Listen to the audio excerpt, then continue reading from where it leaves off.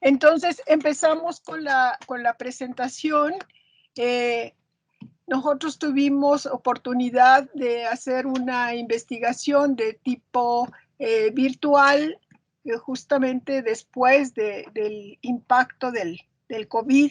Nos planteamos que esta investigación, que constituye parte del trabajo colectivo que tiene el proyecto Migración, Trabajo y Etnicidad en los enclaves turísticos en México y Centroamérica, con apoyo de la Dirección General de Asuntos de Personal Académico, poderlo enfocar justamente al impacto que estaba teniendo la pandemia en los enclaves turísticos que investigamos. Entonces, en el caso mío, que trabajo Nayarit, pedir el apoyo académico de Viridiana y de Sergio para poder hacer una investigación virtual con los actores que trabajan para el turismo.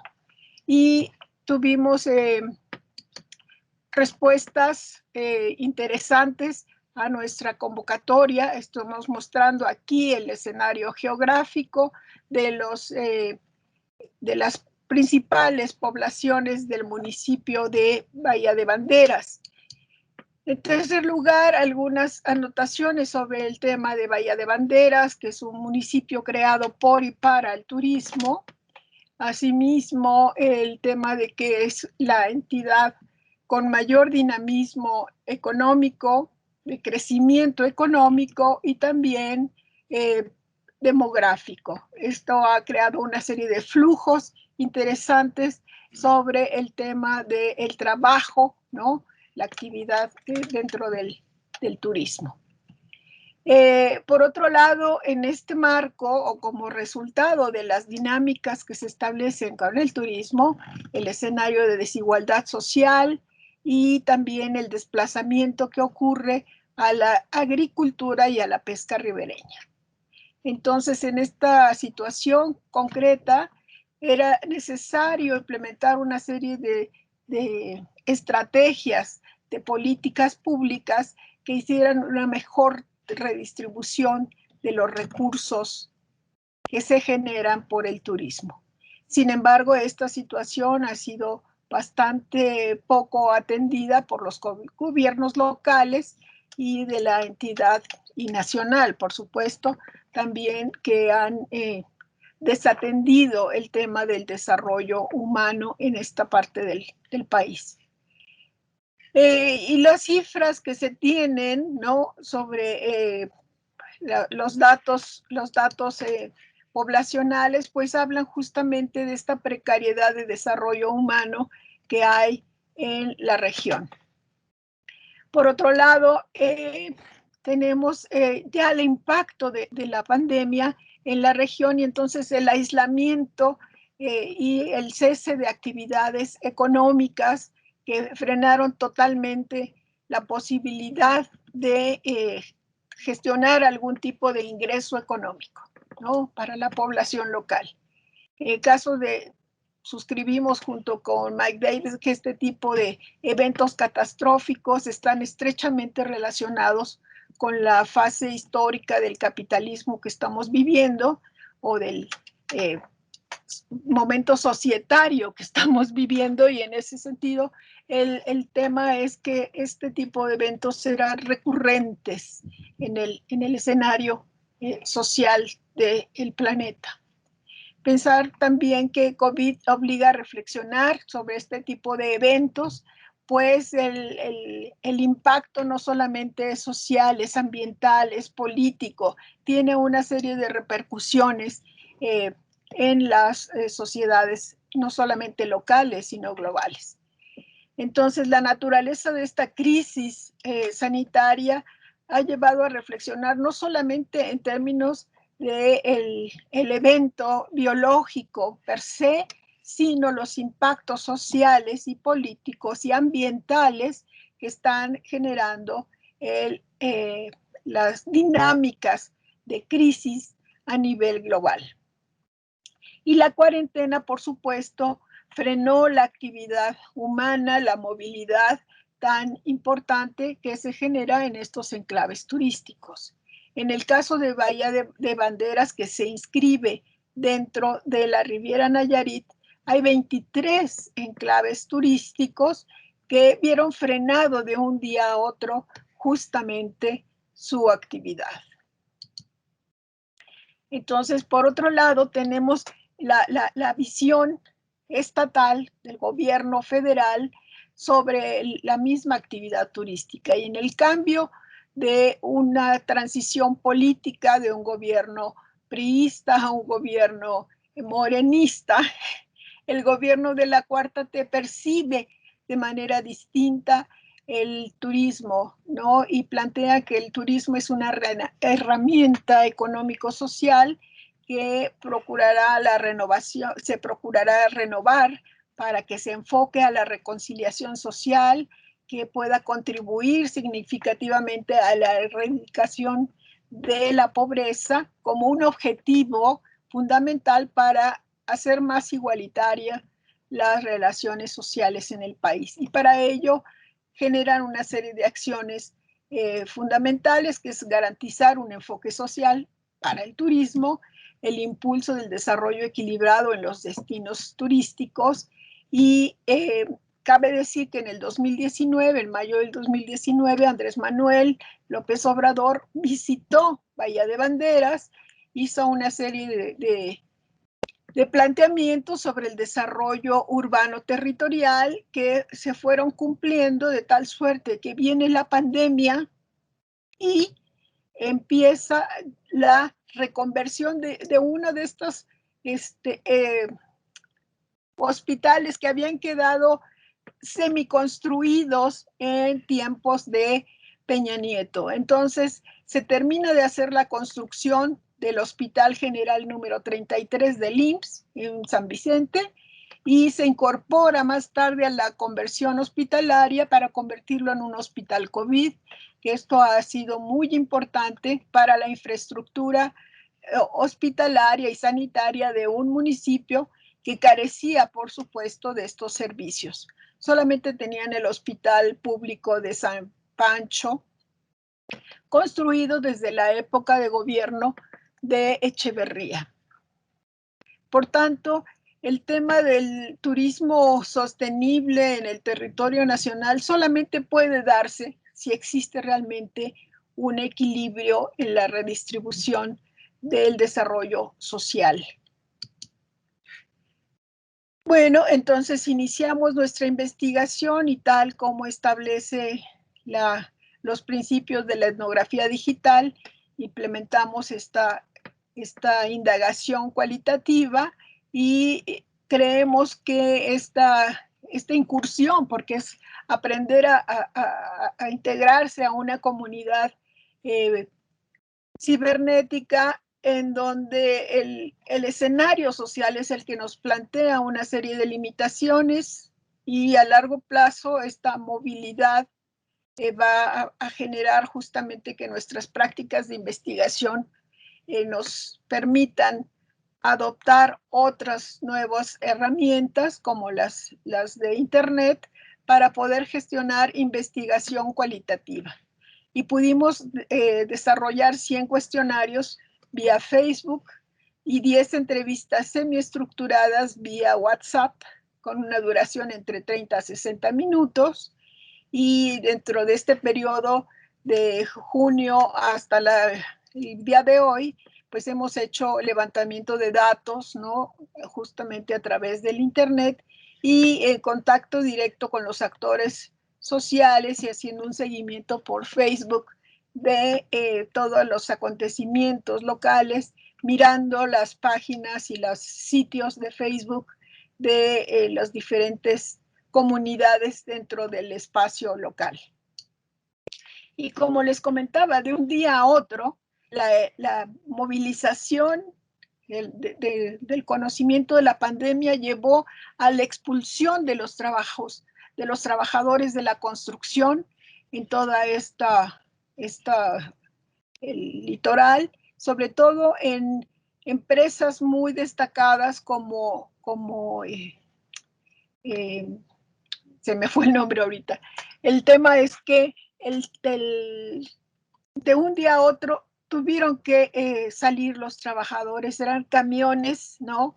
En donde subían para regresarlos a Chiapas, no podían sostenerlos durante todo este tiempo en los lugares de trabajo, y se creó por parte de las autoridades locales un comité de emergencias para atender la coordinación entre las dos entidades, entre Jalisco y Nayarit.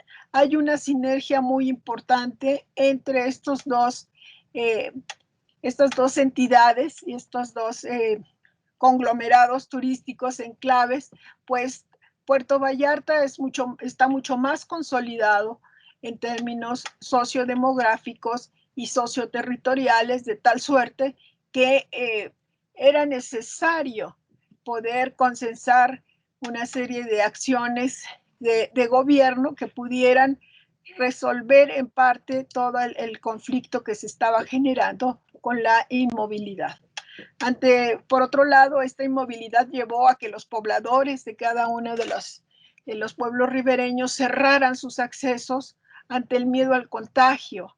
Y el miedo al contagio los llevó también a tener un prejuicio sobre las trabajadoras de la salud, ¿no? Y quienes sufrieron agresiones, incluso se les impedía llegar a sus casas en los momentos de descanso, de recuperación de esa fuerza de trabajo.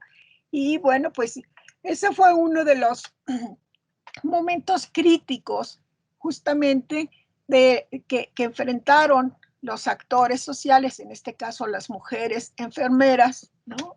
Y empezó a hablarse de la desigualdad social que había de clase, de género, de etnia, en el ejercicio, y por ende la carencia, ¿no? En el ejercicio de la salud, de la educación, del trabajo digno y de la protección social.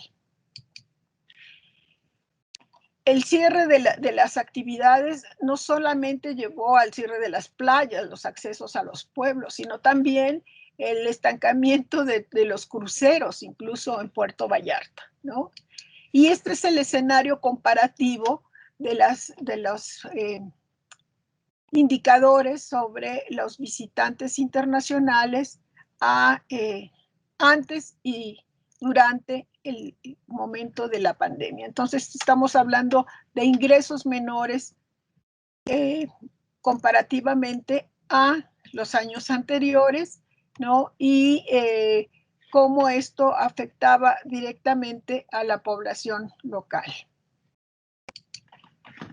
Este es el tipo de distribución de los visitantes que arriban, en primer lugar, a Puerto Vallarta, donde se ubica el aeropuerto, pero también la manera en que se distribuyen en los diferentes enclaves turísticos de la Riviera Nayarita. Aquí está justamente el tema del arribo a Vallarta y quiénes son los principales visitantes, y sobre todo las cifras negativas, ¿no? De los visitantes que dejaron de ser ingresos, ¿no? Faltantes a la economía local, que impidió justamente y puso en crisis a todo el sistema económico a nivel local y estatal y federal. Y sobre todo también que esto influyó muchísimo en la toma de decisión del gobierno canadiense de emitir la alerta para que los visitantes canadienses dejaran de venir a México. Esto fue un golpe mortal a la economía local. Y frente a esto frente a la desactivación económica del turismo, hubo necesidad de que los gobiernos estatales y locales emprendieran una serie de acciones como el programa de apoyo social emergente, y los trabajadores que habían quedado desempleados se presentaban a formar un padrón que les diera beneficios económicos para poder sobrevivir en las condiciones de la pandemia. Estas son las gráficas que pudimos obtener de los registros de los cuestionarios presentados, y bueno, esta es la distribución entre hombres y mujeres, ¿no?, que hay entre los trabajadores del turismo. La edad es muy importante, donde tenemos que el 40% fluctúa entre los 20 y 30 años y el promedio también de edad dentro del trabajo fluctúa entre los 10 años que han sido trabajadores del turismo. Por otro lado, también tenemos el tema del origen de los encuestados o quienes dieron nuestras respuestas, y principalmente por la cercanía a los enclaves turísticos de Nayarit, tenemos en primer lugar a los pobladores originarios de Jalisco que vienen a trabajar o están empleados también en los enclaves de Nayarit. Y como les decía, el 79% de nuestros encuestados han trabajado o cuando menos 10 años en el sector turístico.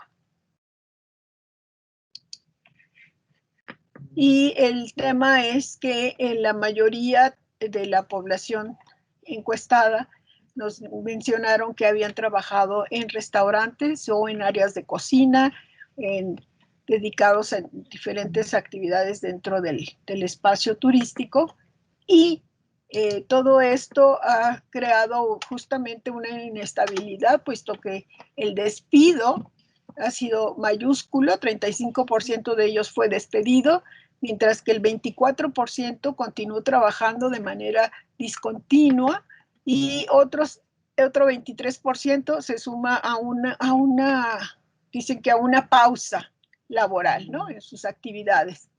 Y solamente el 18% sigue trabajando de forma discontinua en el sistema. 70% de ellos hablan que tienen seguro social, o sea que es un trabajo formal, y a diferencia de un 30% que está en la informalidad. Y esta relación laboral de los trabajadores pues va de 3 a 2 años, ¿no?, de 3 meses a 2 años de contratación. Pero también nos habla de esta inseguridad laboral que tienen los trabajadores del turismo en esta región. Y el gobierno de Bahía de Banderas señalaba justamente en el Cabildo justamente la pérdida de 15,000 empleos por el cierre de las actividades productivas del turismo. Por otro lado, ¿no?, durante todo este periodo también hubo una actividad de contratación de trabajadores de la construcción, atendiendo el tema del desarrollo social, con infraestructura como un mercado público o bien un malecón, haciendo una serie de actividades que sumaron un volumen de 4,948 empleos, ¿sí? Se generaron este número de empleos como parte del programa de construcción de espacios públicos y vivienda que se generó a través del programa de desarrollo territorial de la SEDATU, que es una agencia del Estado mexicano. Por otro lado está también el tema de la economía de las unidades familiares, y vemos que el 30% tuvo ahorros para poder solventar por una semana, otros por un mes, ¿no? Y muchos otros tuvieron que recurrir a los préstamos de familia, pero también a las instituciones financieras, y un 19% recurrió a apoyos diversos para poder solventar el tema del desempleo, ¿no?, y el sustento de las familias. Pero en la crisis económica que llegó entre abril y mayo del año pasado, también se dieron a la tarea de recuperar actividades tradicionales como la pesca y la agricultura.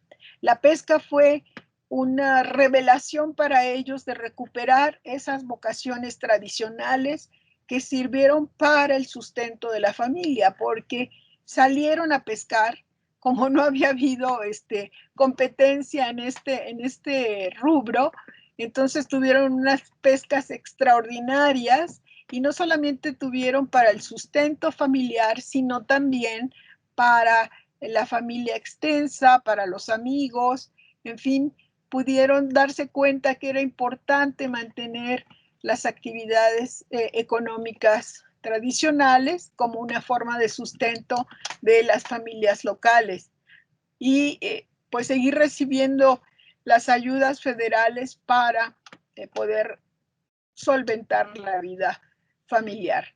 Pero también hubo una emergencia importante que fue la economía de las nenis, que muchas de las mujeres trabajadoras, madres de familia, encargadas del sustento familiar, tuvieron que hacer una serie de actividades económicas muy importantes aprovecharon el conocimiento y el uso de las redes sociales para hacer ventas.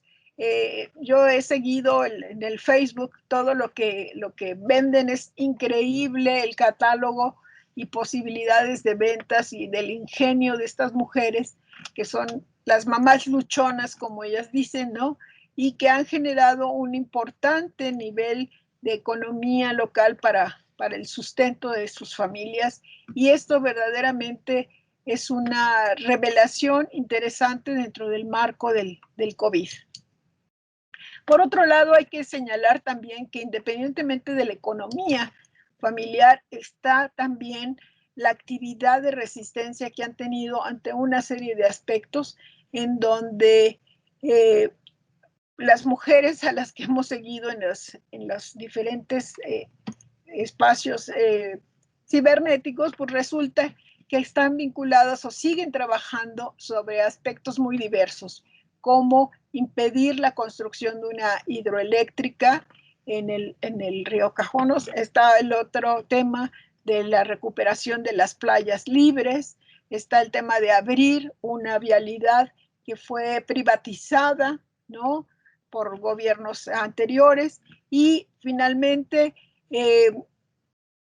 han trabajado sobre todo el tema de impedir pues la construcción de una serie de condominios que atentan contra la estabilidad no solamente urbana, sino de sobrevivencia por el tema del agua, en bucerías, por ejemplo, ¿no? Entonces hay una resistencia constante de la población, aún con toda la presión que existe por el tema, la implicación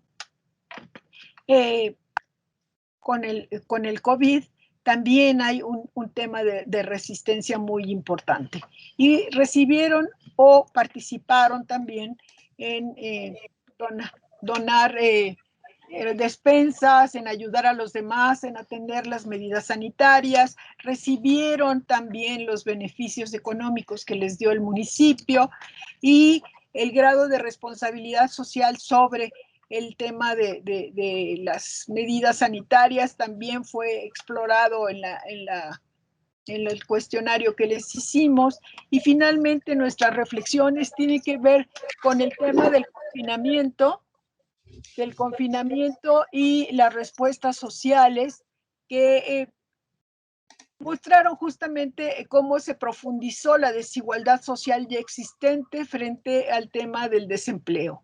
La situación laboral en el turismo en la Riviera Nayarit, siendo esta una actividad estacional, pues implica un problema mucho más profundo que también derivó ya no solamente en la precariedad económica de la población, sino también en generar una violencia de género que abrió 40 carpetas de investigación penal sobre este campo de problemas. Las brechas se profundizaron, ya que el tema de la flexibilidad laboral en el mercado turístico se hizo patente, ¿no?, con este tema de que el 30% de la fuerza laboral no tiene contratación formal. Por otro lado, cómo se precariza la actividad de la reproducción social de los trabajadores con este desgaste, pero ahora sobre la sobrecarga laboral está la sobrecarga familiar que implica estar las 24 horas del día buscando el sustento familiar. La situación de la pandemia sí la señalan como catastrófica, pero también ha habido una serie de actividades que los ha unido como comunidad. Se ha reforzado el sentido de comunidad, el sentido ético de comunidad, puesto que ha habido una serie de acciones sociales y ciudadanas que han permitido, por ejemplo, la recuperación de espacios públicos, el mantenimiento, la seguridad en las colonias o los condominios en los que viven estos trabajadores. Son condominios creados por el gobierno federal, y todos estos actores reflexionan sobre el tema del turismo. Este debe ser complementario a las vocaciones originarias de la población nativa, la agricultura y la pesca ribereña, y sobre todo cómo en este contexto surgió el movimiento social de las nenis, ¿no? Y cómo ellas denuncian la violencia económica respecto a las demandas de el sistema tributario mexicano, ¿no? Entonces, sí es importante que en estas acciones tanto solidaridad como de se vea el cuidado de la seguridad de las comunidades locales, como un tema de prevención de los contagios, pero también es este miedo constante al que viene de fuera, ¿no? Entonces, sí, es importante, nos comentaba Cristina Michen, el que los visitantes no son muy cuidadosos con los locales. Entonces sí es importante mirar que esta no es un prejuicio que le sale de la nada, ¿no? Que nada más se ha llenado con el miedo que producen los medios de comunicación, sino justamente que perciben la falta de respeto hacia ellos. Entonces sí había una acción de sobreprotección tal vez, pero sí son muy conscientes de cómo tienen que cuidar preservar su existencia. Entonces, sí es muy importante el tema del impacto que han sufrido estas comunidades, ¿no? Pese a ello, siguen siendo muy activas, muy proactivas en la defensa de sus territorios, y estamos en un momento, además, preelectoral o electoral ya, en donde también se están moviendo muchas cosas, y es un escenario muy, muy álgido en este momento, que se asocia, ¿no? Y que veremos cuáles son los efectos post pandemia en este nuevo marco, en esta nueva situación que se suma a el tema de la precariedad social que existe en la Riviera Nayarit. Bueno, pues aquí lo dejo. Muchas gracias. Muchas gracias, Ana María, por tu elocuente presentación. Y les propongo sin transición, sin saludar a la doctora Ana García, que acaba de entrar, a Ernest Cañada, también a Concepción, que se acaban de sumar a la sesión. Y les propongo pues seguir con la presentación de Cristina Michon.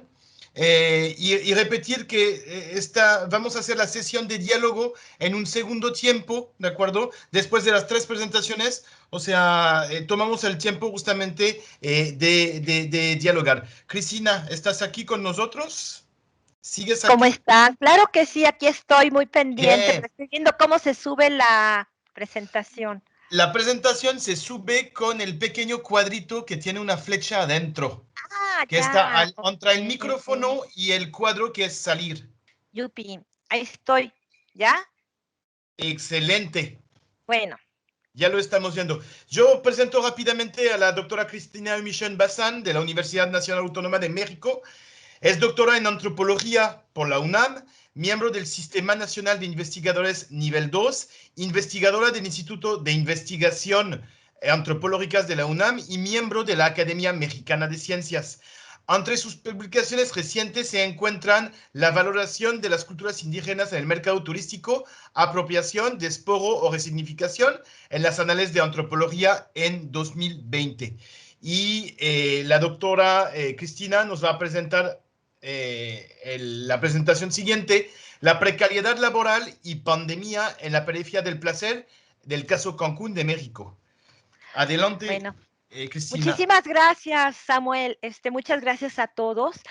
Pues en esta ponencia yo más bien quisiera apuntar algunas líneas generales para la reflexión. Pues ya sabemos que ahora sí que estamos fritos, mano, estamos en la olla, sobre todo en aquellas regiones que son altamente dependientes del turismo, como es el caso de Cancún, la Riviera Maya. Y pues hace poco hablaba con una colega que vive en Tijuana y con unos datos muy preocupantes porque pues como México nunca cerró sus fronteras, dada la enorme dependencia estructural que tenemos respecto a Estados Unidos, principalmente en materia de maquila, de industria automotriz, de turismo, de alimentos, o sea, la frontera no cerró.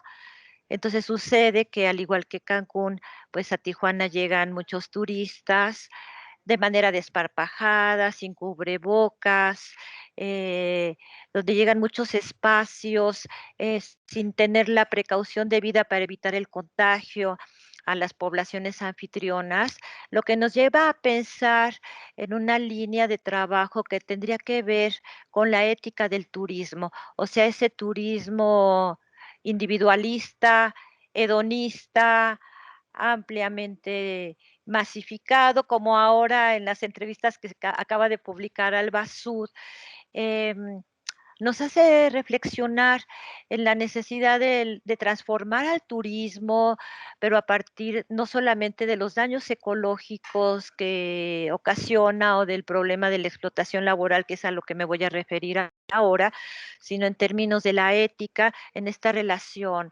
del turista, en este espacio, se puede decir, en este espacio de empoderamiento, o sea, cuando la persona opera como turista en nuestros países, es también un escenario en el que se empodera frente a la población local, frente a los trabajadores y trabajadoras. Bien.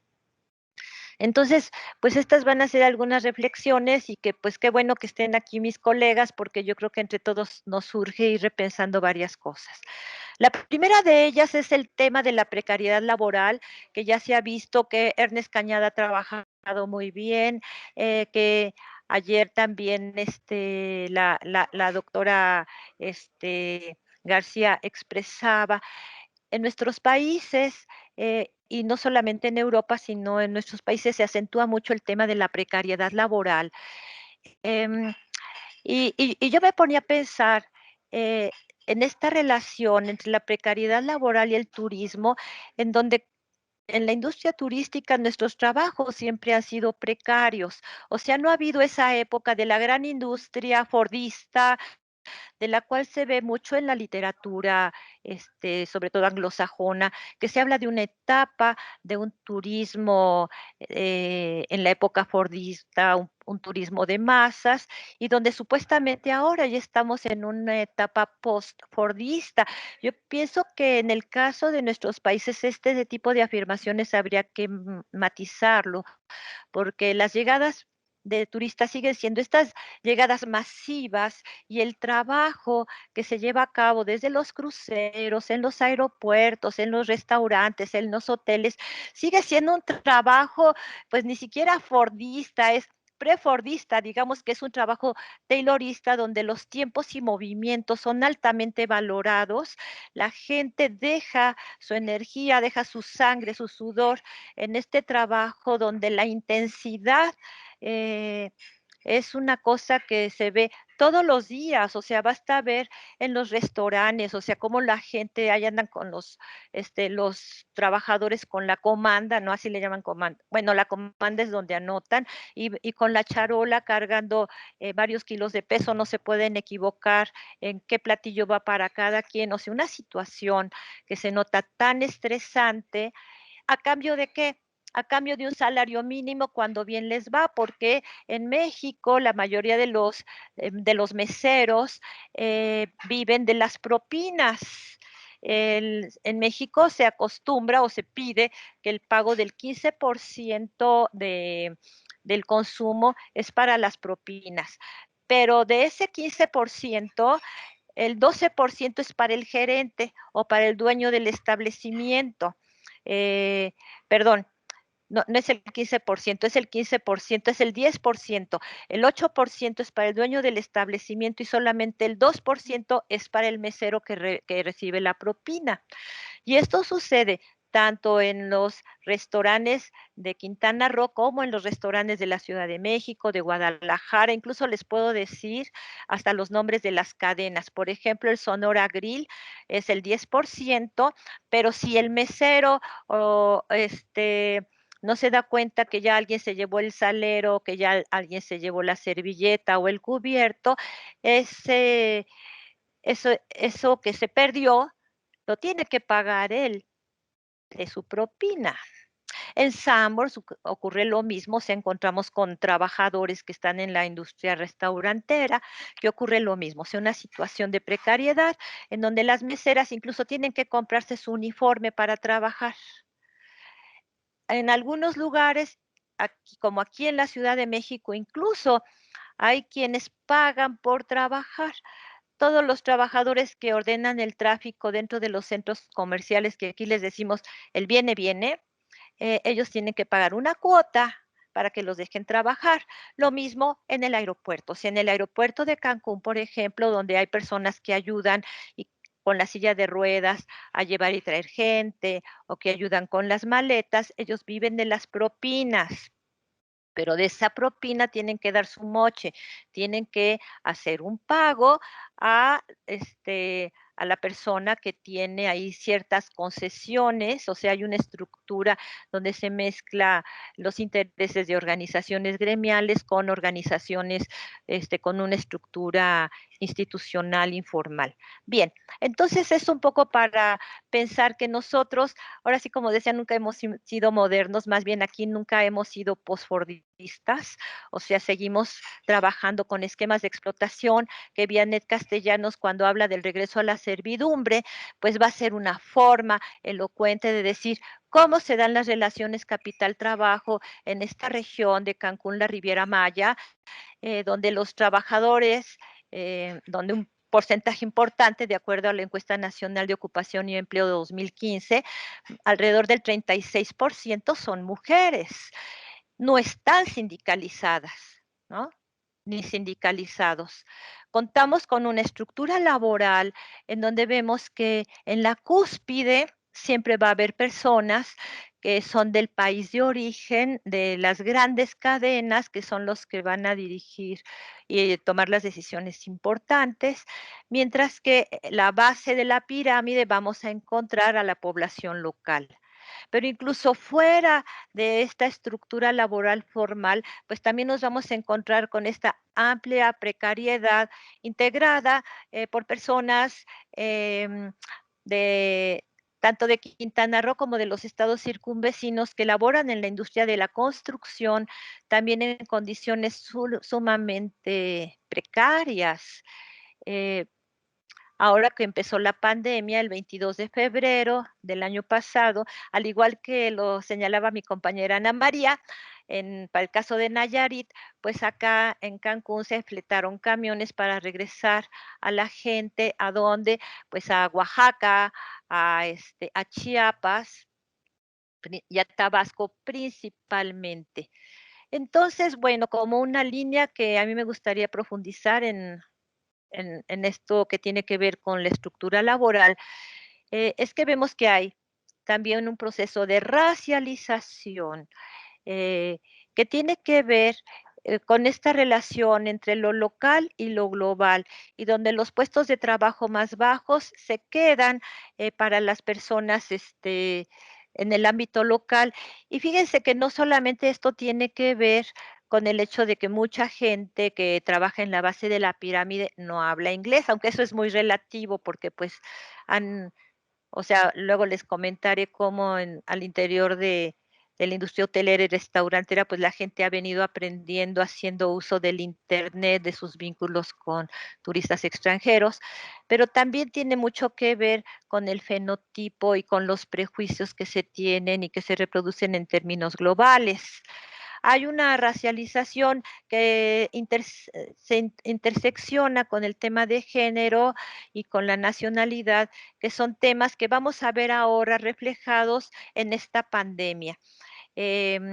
Por último, señalaría que en la base de la pirámide nos encontramos con trabajadores polivalentes, que lo mismo pueden estar un día lavando trastes que otro día haciendo el trabajo de limpieza en los cuartos, o como ya una vez me tocó presenciar, una trabajadora que durante el día trabaja como mesera y en la noche se disfraza de Madonna para ofrecer un espectáculo. Es decir, son trabajadores polivalentes, con trabajos inestables, mal pagados. Hay una fórmula que se utiliza mucho en Cancún, que es los que trabajan 4 por 1.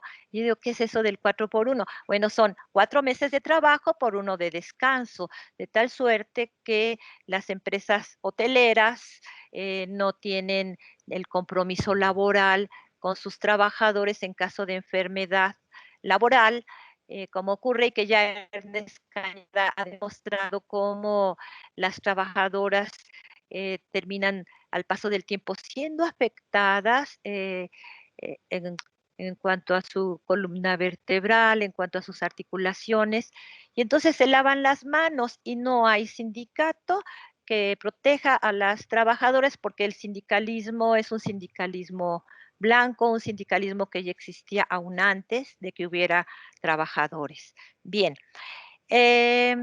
durante la pandemia nos encontramos en una situación de mucha vulnerabilidad. ¿Por qué?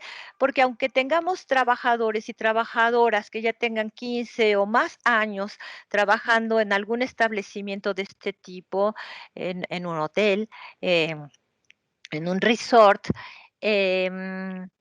no tienen derechos laborales, y además las empresas se protegen bastante bien para evitar que los trabajadores adquieran derechos y adquieran antigüedad. Cuando llega la pandemia en marzo del 2020, los trabajadores se van a descansar, eso entre comillas. Les llaman incluso a ser solidarios con las empresas multinacionales. Ahí tenemos un artículo que ustedes pueden consultar en Alba Sud, donde manejamos cifras que fue a partir de una investigación que hicimos durante los primeros meses de la pandemia y que ahora salió publicado en el libro que coordina Ernest Cañada sobre turismo post-COVID. Bueno, ahí vienen las cifras. Lo que no comentábamos en ese artículo, porque además hasta ese momento no se veía, es cómo se sobrevivió en tiempos de pandemia. ¿Qué pasó? O sea, ya pasó un año en que la gente fue obligada a hacer sus descansos solidarios, muchos de ellos sin salario. Y bueno, hubo, hasta donde estamos viendo, hubo en muchos casos hubo el retorno al trabajo a la milpa, o sea, la gente estaba volviendo a sembrar. Eh, También notamos que se incrementa el trabajo a domicilio.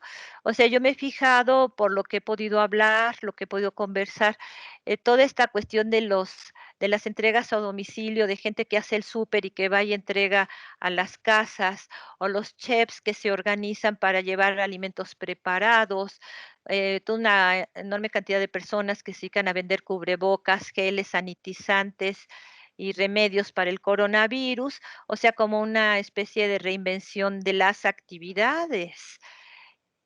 Bien. En el año de la pandemia encontramos, y así le llamamos al 2020, de acuerdo con la encuesta nacional de ocupación y empleo, el primer semestre de 2020 había, fíjense, a nivel nacional, 4.4 millones de empleos directos generados por el turismo. Esto representaba el 8.9% del empleo total nacional.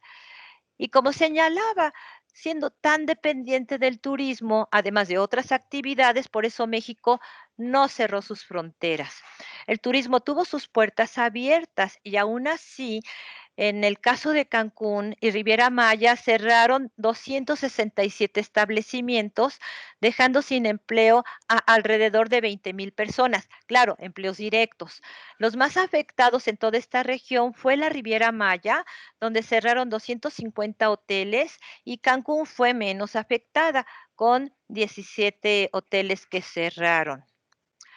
Pero aún así, se hizo a lo largo de todo el año, del año de la pandemia, grandes esfuerzos para seguir atrayendo al turismo pese a la pandemia. Eh, bueno, esta diapositiva no debe de venir aquí.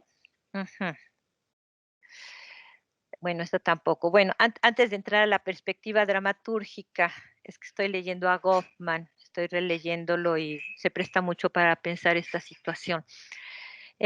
Durante el año de la pandemia hubo grandes esfuerzos tanto de las aerolíneas como de la hotelería como del gobierno por atraer a los turistas. Hubo una época que se llamó la primera etapa, que todos estábamos en semáforo rojo, que era el periodo de la sana distancia, que fue de marzo al 30 de mayo. Ya después se empezó a usar el sistema de semáforos, que permitiría abrir a la acción laboral algunos estados y algunas regiones del país. En el caso de la industria turística, bueno, en el caso de Cancún, una perspectiva dramatúrgica, o sea, viendo que todo esto es un escenario que tiene un frente, el frente que se presenta por parte de este destino turístico o de quienes lo dirigen y lo comandan, es decir, todo el sector hotelero, todas las aerolíneas, o sea, todos los grandes jugadores dentro de este escenario, mostraban una idea de pulcritud, de no contaminación. Esto se observa tanto en los aviones, ¿no? En las 4 terminales del aeropuerto, eh, como también en los hoteles.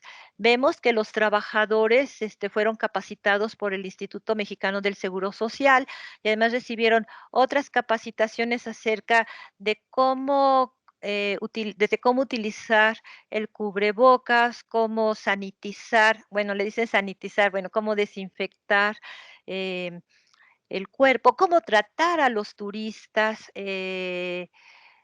cómo mantener las áreas limpias. Por ejemplo, yo tuve la oportunidad, y eso porque hace años nos vendieron un tiempo compartido y no nos podemos deshacer de él, pues pude ir a Cancún tanto en julio como en diciembre, estar en un hotel, y pude percatarme de la manera tan escrupulosa en que los trabajadores se presentan a sí mismos y tratan a los turistas como una cuestión, o sea, que pareciera en algunos casos que estamos entrando a un quirófano de tanta pulcritud. Veíamos también las playas semivacías, y aquí también se vuelve a presentar una situación de desigualdad. O sea, las playas públicas durante este periodo de la sana distancia, no estaba prohibido el acceso, y los únicos que podían acceder son las personas que se hospedaban en los hoteles. Esto desde luego genera malestar, genera descontento, porque se dice una vez más, Cancún se abre a los turistas, a todos los que tienen dinero, pero nosotros que somos los que trabajamos o la gente pobre, las playas están cerradas. Eh, Se cambiaron algunos hábitos, por ejemplo, los alimentos ya no se sirven, se llegan y se sirven en la mesa y no en las barras. Y recientemente los mismos hoteles ofrecieron realizar las pruebas PCR, porque a partir de que Estados Unidos y bueno, Canadá también, pero Canadá suspendió sus vuelos, pero una vez que hubo países como Estados Unidos o incluso Argentina, o creo que también en Europa, exigieron la prueba PCR con 72 horas de anticipación al vuelo, pues ya los hoteles se pusieron allí las pilas y empezaron a ofrecer este tipo de pruebas. las farmacias del ahorro, es decir, también pudieron hacer ese negocio e incluso ofrecer las pruebas gratuitas a los turistas. Eso en la planta, en la parte del frente. Pero ¿qué pasa tras bambalinas? ¿Qué pasa en las comunidades? ¿Qué pasa en las colonias populares? Esto que no se ve. Bueno, pues además del regreso a la milpa, al trabajo informal, a la explotación del trabajo, habría que pensar también en las tasas de letalidad y yo pienso que este es un tema que tenemos que, ya cierro, que tenemos que repensar. En un trabajo que acaba de publicar Miguel Güemes, él analiza la tasa de letalidad en las comunidades mayas de Yucatán, que muchas de estas comunidades son lugar de origen de los trabajadores del turismo. La tasa de letalidad es del 18.5%, mientras que el promedio nacional, que ya de por sí es alto, es del 10.5%. Y me comentaban también que en Tijuana la tasa de letalidad es del 20%, es decir, que por cada 100 personas que enferman, 20 fallecen. Entonces yo creo que son temas que tenemos que profundizar. Esto que yo acabo de presentar son solamente algunas líneas. Cierro diciendo que la máscara y el performance, es decir, los trabajadores que acuden y mantienen una máscara de pulcritud, de satisfacción en el trabajo, razonan su participación en las actividades dentro de los hoteles, de los centros comerciales, de los aeropuertos, diciendo que hay que cuidar el empleo porque es mejor trabajar, tener un empleo que morir de hambre. Y están muy conscientes de que si los turistas no llegan, va a haber hambre. Hay algunas personas que incluso me comentaron que realizan actividades de rebusque en la basura, o sea, una situación muy dramática que tampoco hemos trabajado. Y otro tema que tendríamos que mencionar y por el cual tenemos que trabajar es sobre la explotación del trabajo femenino y el ascenso que se ha tenido en toda esta región de la violencia de género y los feminicidios que se han venido denunciando. Y bueno, tendríamos que profundizar en cuanto a la tolerancia hacia los desmanes de los turistas, porque toda la pulcritud de los trabajadores y todo su cuidado contrasta con los desmanes de los turistas que andan sin cubrebocas, que gritan, que hablan fuerte, sin usar cubrebocas, sin ninguna protección. Veo que hay una flexibilidad y una tolerancia hacia los turistas que se ensancha, que la gente que está trabajando en estos establecimientos es gente, son trabajadores entre 20 y 30, máximo 35 años de edad. Y yo pienso que tal vez así los seleccionan porque ya sabemos que si la gente de esas edades se contagia, tiene menos posibilidades de morir que la gente de edades más avanzadas. Que hay una sumisión, que esta sumisión que se presenta en el caso de los trabajadores y la población local, es una sumisión también a nivel nacional, porque el país nunca cierra sus fronteras, ni a la maquila, ni a la industria automotriz, ni al turismo, y fíjense, ni siquiera a la minería. Entonces, Cancún como Tijuana hay libertad para entrar, todo mundo puede entrar, aunque para salir sí les piden un certificado de salud. Nosotros no pedimos ningún certificado de salud. Entonces, pues esas son en líneas generales algunas de mis preocupaciones y muchas gracias por escucharme. Muchas gracias, Cristina, por esta presentación también, pues, tan interesante, pero también tan fuerte, ¿no? Les propongo, pues, sin transición tampoco, seguir ahorita con la presentación de Clara. Después de Bahía Banderas, de Cancún, ahorita nos vamos a enfocar sobre el caso de Mahahual en Costa Maya. Clara, ¿estás con nosotros? Sí, estoy acá. Nada más voy a compartir mi pantalla con ustedes ahora. Allí. Ok. ¿Cuál ven? Sí, la vemos muy bien, Clara. Muchas gracias. La Bueno, pongo. ahí, si quieres te presento, Clara, y te cedo la adelante. palabra, ¿no? Adelante. Clara Malbos es licenciada en antropología por la Universidad de Montreal, en Canadá, con una formación especial en la antropología colaborativa. Tiene una maestría en antropología del turismo y de la cultura en la Universidad de París y ahora cursa su segundo año de doctorado en la Universidad de París, en el laboratorio del CESMA, bajo la dirección, de Saskia Cousin, y estudia las relaciones de dominación creadas por la industria del turismo de masas en Mahahual, Quintana Roo. Si estás de acuerdo, Clara, si lo puedes hacer en 20-25 minutos, nos dejará un tiempo justamente para intercambiar, porque yo creo que hay muchas ideas, puntos que están fluctuando. Adelante, Clara. Muchas gracias.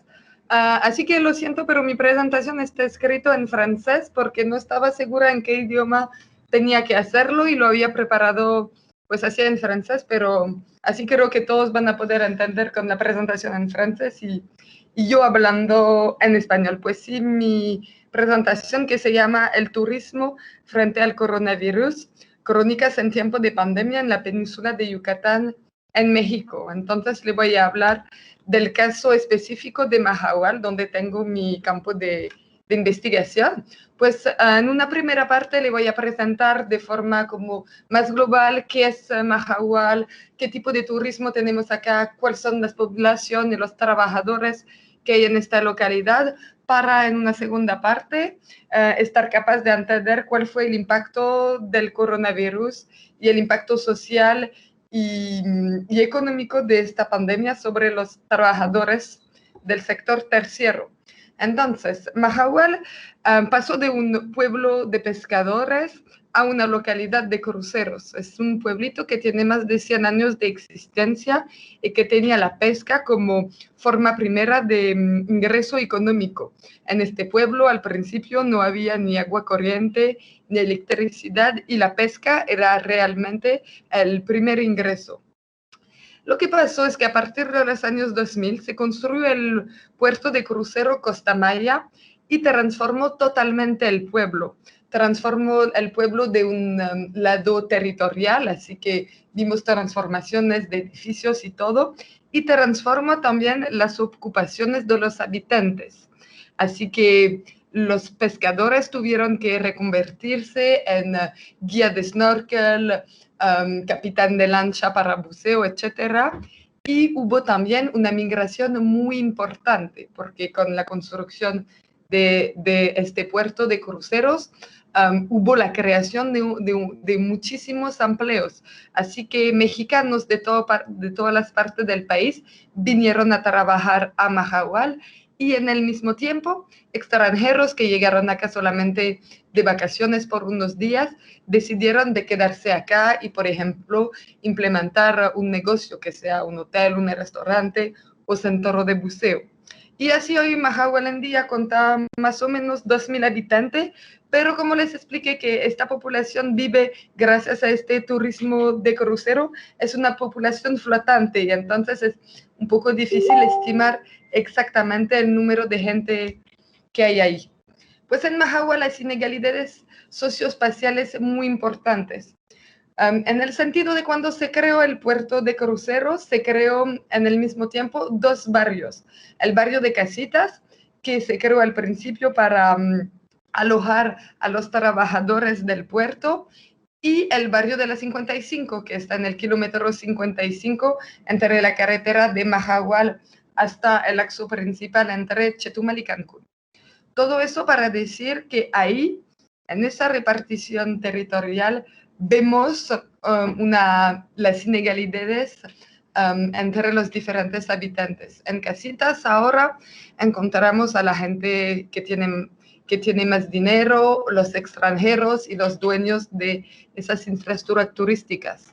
En cambio, en la 55 son los trabajadores que viven allá.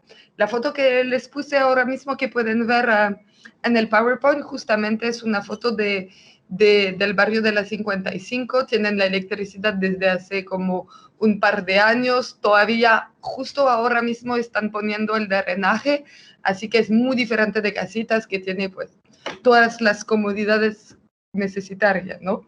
Y esta disparidad social aún aumenta las inegalidades entre los diferentes habitantes del pueblo. Familia de pescadores, trabajadores del sector tercero, dueños de infraestructuras y extranjeros que vinieron por una temporada. finalmente ellos no comparten un territorio, pero se lo dividen. Y el único espacio que sí comparten es el malecón con el mar, porque es el mismo lugar de trabajo para todos y todas. Y entonces comparten este espacio, que este espacio está, digamos, invadiendo por el turismo de cruceros, que el turismo de cruceros es la economía dominante del pueblo. El pueblo realmente vive gracias a los cruceros. Hablo obviamente antes de la pandemia. El puerto Costa Maya es, digamos, un tipo de Disneyland mexicano. En la foto que tienen ahora en el PowerPoint lo pueden ver de una turista que vino a sacar una foto con mexicanos disfrazados en maya. Están cantando, gritando, ahí está un peluche de jaguar y entonces lo que hacen los turistas y que vienen sacan una fotito de recuerdo como eso es México y le echan un poco de propina. Así que eso es la imagen que el puerto Costa Maya está dando sobre México y sobre la cultura maya, ¿no? Así que vemos, por ejemplo, hay también como una piscina de delfines. Cuando sales del crucero hay unos mariachi que te dan la bienvenida con shot de tequila. Así que estamos en eso, en todos los clichés de lo que ellos creen que los turistas piensan que es la cultura mexicana.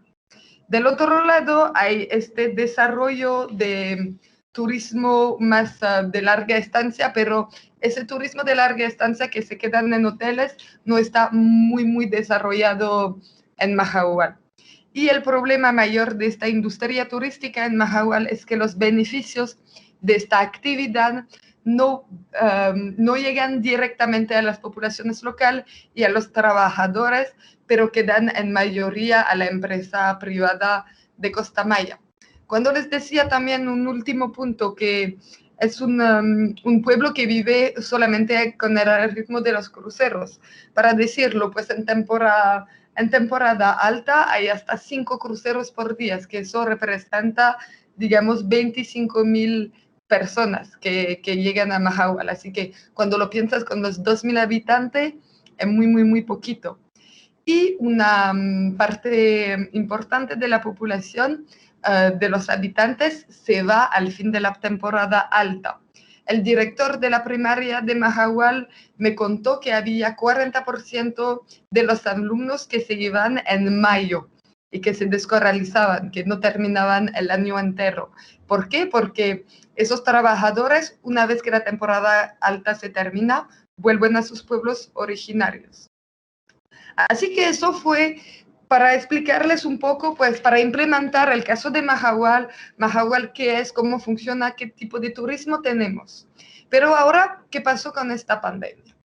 Pues yo les voy a hablar de las nuevas metodologías que tuve que poner en acción durante esta pandemia, porque pues hace un año llegó la pandemia y con la llegada de la pandemia, exactamente el 14 de marzo del 2020, se paró totalmente la llegada de los cruceros. Así que no había ningún crucero llegando hasta el alcalde del pueblo decidió cerrar la entrada a Mahahual a toda persona extranjera a la comunidad para tener lo menos chance posible de infectar a la gente, pues a los locales, ¿no? Entonces, digamos, de marzo hasta el fin de agosto, Mahahual era literalmente un pueblo fantasma, porque se vació de los turistas y en el mismo tiempo se vació de los trabajadores. Muy pocos se quedaron, porque como les habían dicho, al fin de la temporada alta, todos volvían a sus pueblos originarios. Entonces eso me hizo pensar como antropóloga, ¿no? ¿Qué hacer cuando pues mi tema de investigación es literalmente el impacto del turismo, cuando ya no hay turismo? ¿Qué puedo observar cuando no hay? ¿Qué puedo observar cuando finalmente mi tema de observación ya no está?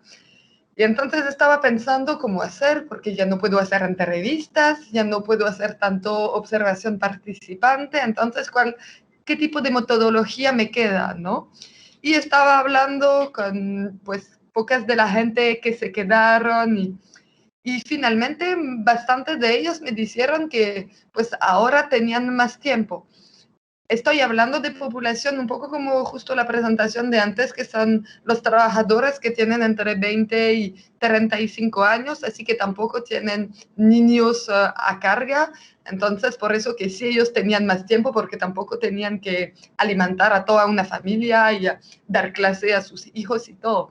Así que esas personas me decían que realmente tenían más tiempo para ir a pescar, más tiempo para hacer otras cosas que normalmente no tienen tiempo, porque en temporada alta trabajan todos los días, del madrugan hasta muy tarde en la noche, entonces ya tenían tiempo. Y entonces yo pensé, wow, es una oportunidad para aprovechar de ese tiempo y crear algo y justamente colaborar con esos trabajadores, como Samuel me presentó diciendo que uno de mi campo de investigación es la antropología colaborativa. Así que a este momento pensé en una nueva metodología que sería las crónicas. Pues, ¿qué fue estas crónicas? Justo antes, perdón, nada más acá pueden ver unas, para que tengan una idea de Mahahual antes y Mahahual durante la pandemia. Pues la foto de la izquierda es Mahahual en el enero 2020, así que cuando había bastante gente, es un beach club de la costa, y en la foto de la derecha es Mahahual en el mes de mayo. Entonces, ahí ven bastante bien la diferencia, ¿no? Y para volver a las crónicas. Entonces, las crónicas en total tenía 9 personas que me ayudaron con eso. En esas 9 personas había 4 mexicanos, un costarricense, una polaca, una francesa, una belga y una canadiense. Así que también era importante para mí de tener como un sample, no sé cómo decirlo, perdón, pero un sample de justamente personas de varios lugares. Y por ejemplo, teníamos a Luis, que Luis era una persona que vive en Mahahual desde hace 5 años, que viene de la Ciudad de México, y antes de la pandemia trabajaba como guía de turismo por el puerto, y tenía un food truck, como que de día trabajaba por el puerto y de noche hacía comida en su food truck. Y ahora está en formación para ser guía de buceo. Y otra persona para presentarla, Marion, ella es una belga de 24 años que estaba en viaje antes de la pandemia en México, y cuando llegó el confinamiento, ella decidió quedarse en Mahahual para su cuarentena y resultó que se quedó 6 meses en ese pueblo. Entonces el trabajo de las crónicas, ¿qué era? El objetivo era de preguntar a esas personas, de escribir sobre su vida cotidiana en tiempo de pandemia. Y la cosa más importante en este trabajo era de cambiar el lugar del participante, que pasa de participante a colaborador implicado en el proceso de reflexión y de análisis del trabajo antropológico, que es un trabajo de reflexividad que tuvimos que poner en acción todos juntos con esas crónicas. Así que la regla, digamos, era muy simple: escribir sobre su vida cotidiana y el impacto, que sea positivo o negativo, de la pandemia sobre sus vidas. Les voy a leer como 2 crónicas, nada más para que vean un poco, veo el tiempo, así tengo tiempo para leerles las 3 crónicas que tengo, y así van a tener una idea de qué eran estas crónicas y el resultado de eso.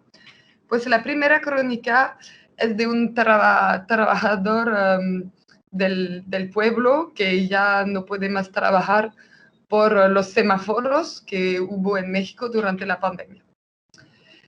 El semáforo sigue en rojo para el sur del estado de Quintana Roo. Mientras tanto, el norte del estado ya está en naranja.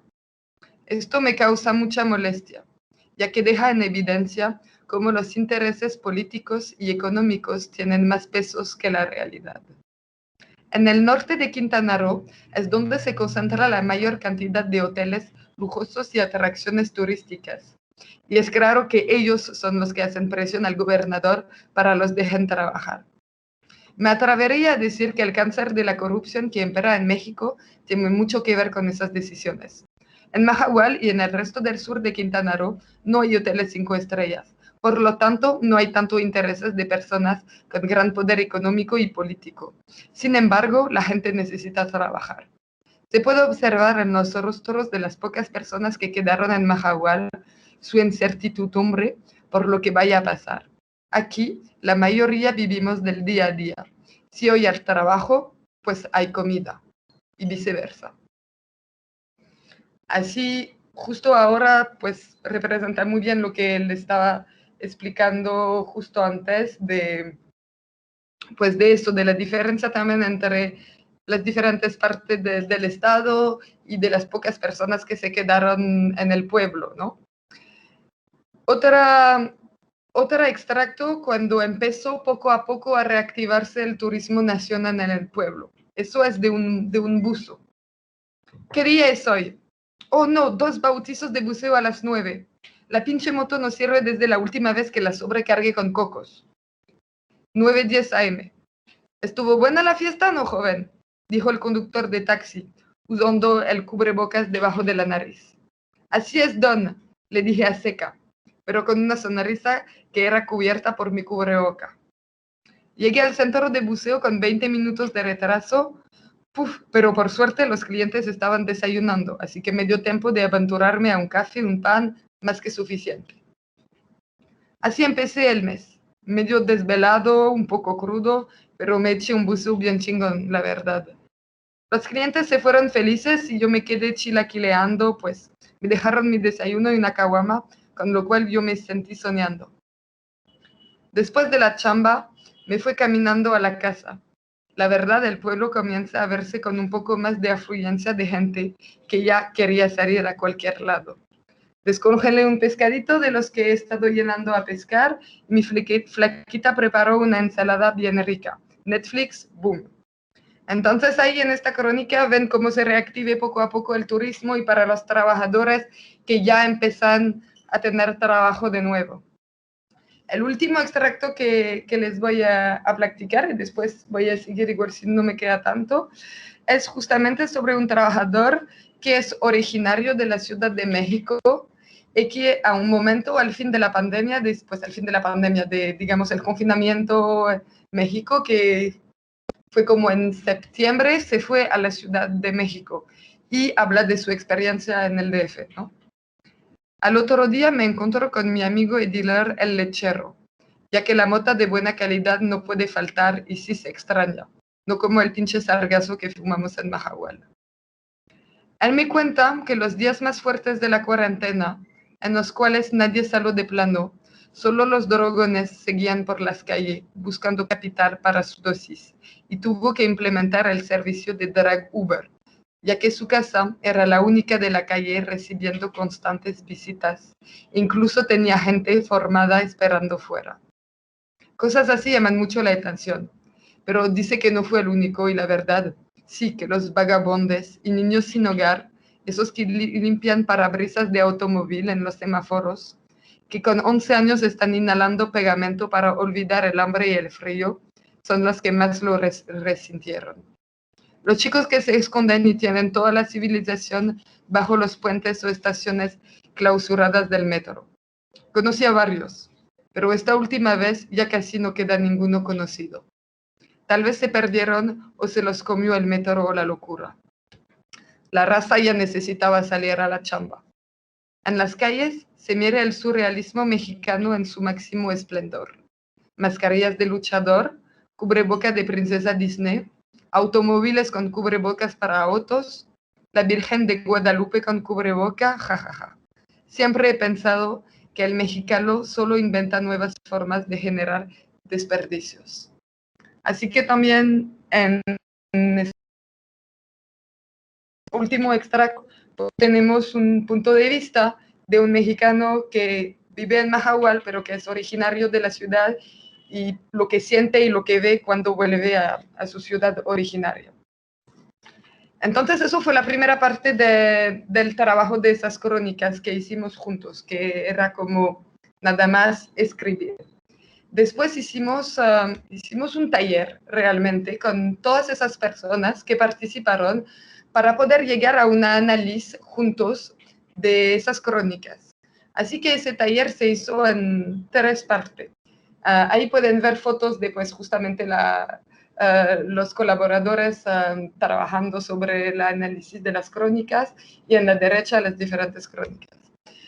Pues la primera parte del taller de crónica era de volver a su experiencia. ¿Cómo fue para ellos esta experiencia de escribir las crónicas? Nada más hacer como una ronda, una mesa y hablar poco, pues uno a uno de su experiencia, y pues ahí lo ven, ¿no? Que fue una experiencia que los removió, que fue un momento para descargarse, para presentar sus miedos, sus certidumbre, que fue liberador y un desahogo también. Así que eso fue la primera parte del taller. La segunda parte fue justamente de leer las crónicas, así que se separaron como era en total 7 personas, porque pues todos no podían venir porque había algunos que ya no estaban en Mahahual.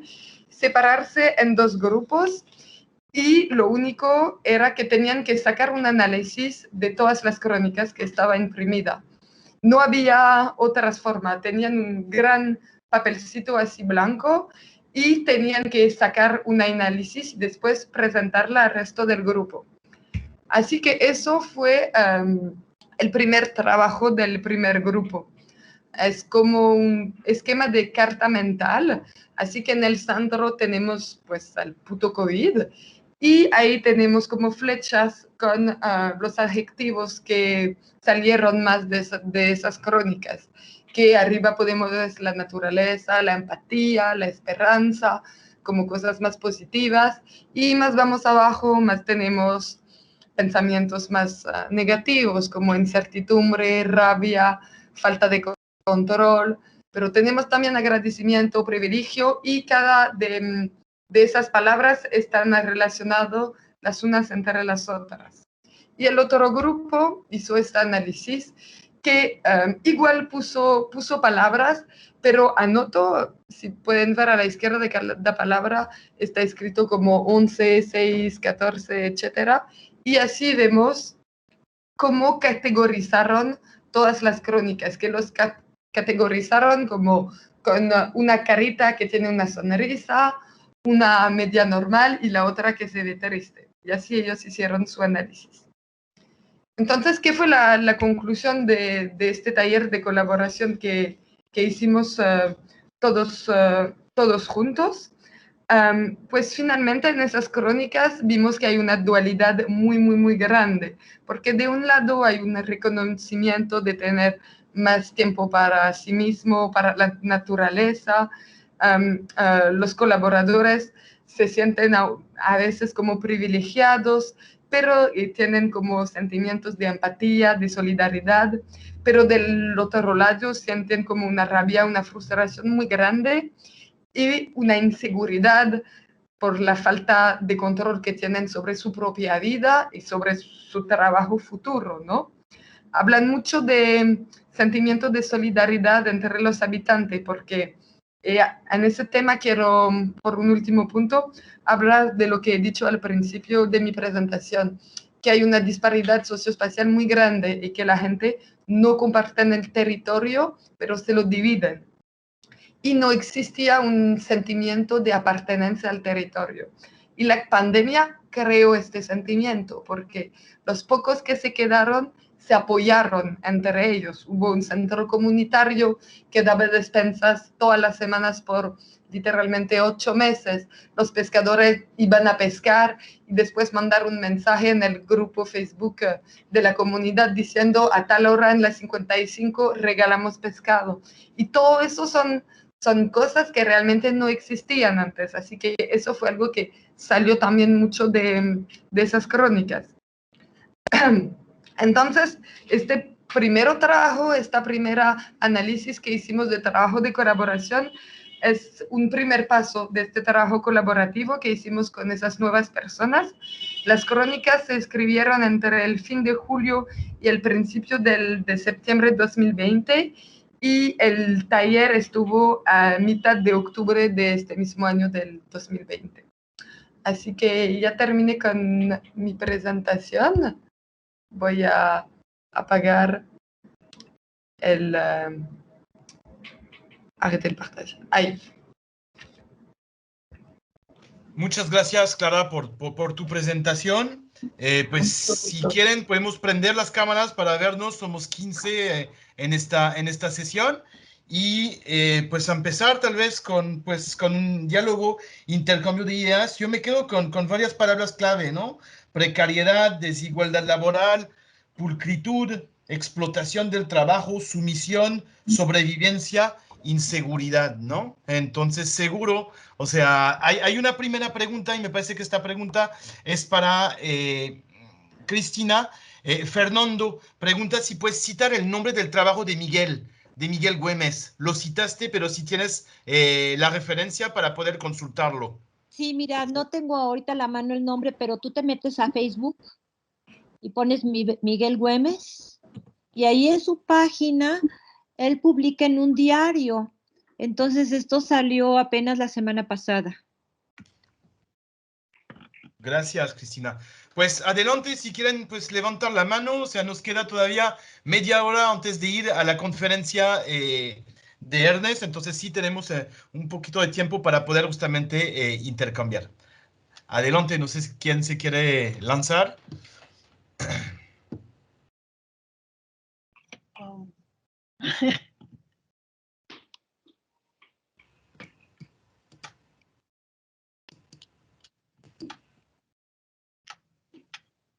A mí me gustaría que Cristina elaborara un poco más sobre el tema de la sumisión nacional, que ha sido un tema que estuvo también ya desarrollando desde la semana pasada. Entonces, sí, me gustaría un poco más escuchar esto y cómo lo relaciona con el tema del cierre, la desactividad del turismo en Cancún. Ouch. Mira, yo lo que creo es que tanto en términos económicos como en la política pública, uno no hace lo que quiere, sino lo que puede hacer. Cuando, previo a la pandemia del COVID, México atravesaba por otras dos pandemias muy graves. Uno de ellos es la pandemia de la diabetes mellitus, que México viene a ocupar, no me acuerdo si el segundo o tercer lugar mundial en esa pandemia. Y luego México también ocupa el primer lugar mundial, ahí sí, en obesidad infantil.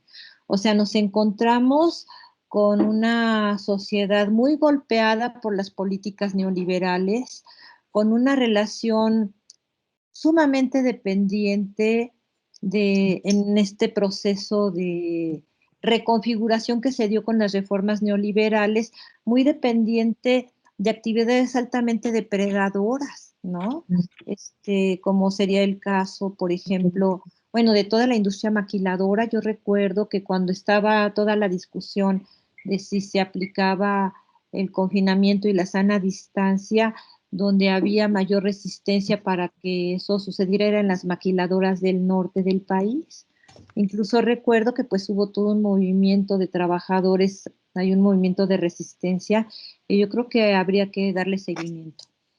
En ese sentido, yo creo, bueno, pienso que el país se vio obligado porque no había otras opciones ante una situación económica tan dependiente de dejar abiertas las fronteras, y eso se estuvo reiterando por el gobierno federal una y otra vez, que tenía que haber un equilibrio entre cuidar la salud y también cuidar la economía, considerando que pues también alrededor del 40 y tantos % de la población depende del trabajo informal, ¿no?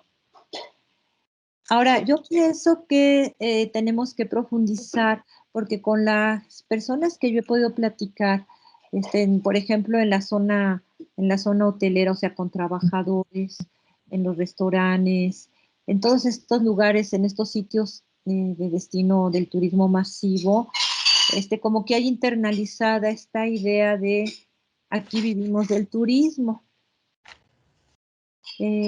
O sea, es una visión que se repite en varias escalas, ¿no? O sea, desde la escala local hasta la escala nacional. y es el precio que hay que pagar por haber tenido una economía tan dependiente de fuera, ¿no? Por ahí sea, yo lo... Se crea no sé un si coincidas. sentimiento de codependencia, ¿no? Sí, no sé si tú coincides en eso, Anita. Sí, sí, sí. Y bueno, me gustaría también, en el caso de Clara, entender un poco el tema de estas crónicas. Y claro, hemos tenido que enfrentarnos como antropólogos a el desafío de no poder realizar actividades presenciales. Entonces, tenemos el tema de Internet, afortunadamente, y aún no siendo nativos cibernéticos, pues tener que entrenarnos de forma rapidísima para poder hacer uso de estos recursos modernos. y sí, el tema el uso de la crónica, claro que en ese momento me imagino que estaba, o que me aclares si era presencial o si era a distancia.